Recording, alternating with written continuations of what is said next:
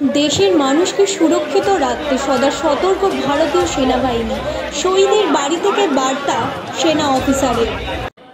Our channel content only for education and information purpose. We do not promote any violence, criminal activity, crime against women or self-injuries and communal disharmony.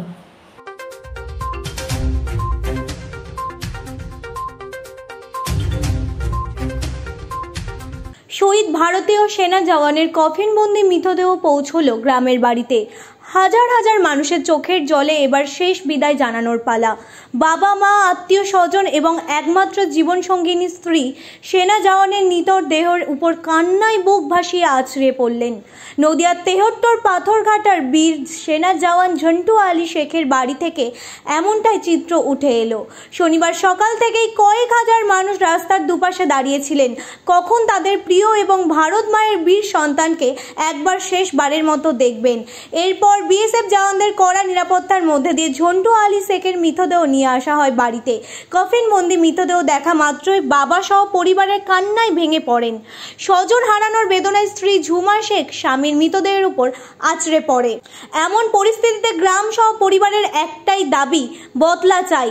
যেভাবেই কাশ্মীরের জঙ্গিরা নৃশংসভাবে ঝন্টু আলী শেখকে গুলিতে ঝাঁঝরা করেছে, ঠিক সেইভাবে জঙ্গিরাও যাতে ঝাঁঝরা হয়ে যায় ভারতীয় সেনার গুলিতে।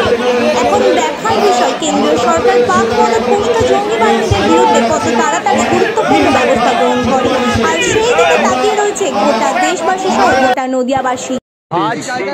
আমরা সকলে তার প্রতি সশ্রদ্ধশীল হয়ে তাকে আমরা শেষ নমন প্রকট করব। সর্বোচ্চ বলিদান দিয়া যারা এসেছেন তাদের প্রতি আমি আহ্বান জানাবো, যারা একটু বিপজ্জনক ভাবে রয়েছেন গাছের ডালের উপরে, ভাই তাদেরকে বলছি, যারা একটু গাছের ডালের উপরে রয়েছেন বা বাড়ির চালের ছাদে রয়েছেন, নামার সময় কিন্তু তার করোনা হয় এখনই ওখান থেকে ক্ষতিপূরণ হওয়া পাঁচিল থেকে দেখা যাবে, যারা পাঁচিলে তার জন্য ভরপাই করা খুব মুশকিল আছে। কিন্তু যদি তোমরা ইন্ডিয়ান আর্মি করো তাহলে আমরা একটা বিপদের সম্মুখীন হব।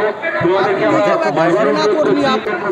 सबसे पहले तो वो देश की जवान है, उसके बाद मेरा भाई है और আমরা সেই भाई के लिए दुख तो जरूर है मेरा, আমরা সকলে लेकिन তার प्रति सबसे ज़्यादा खुशी और गर्व আমরা प्रचंड গর্বিত। भाई देश के लिए अपनी जान दी।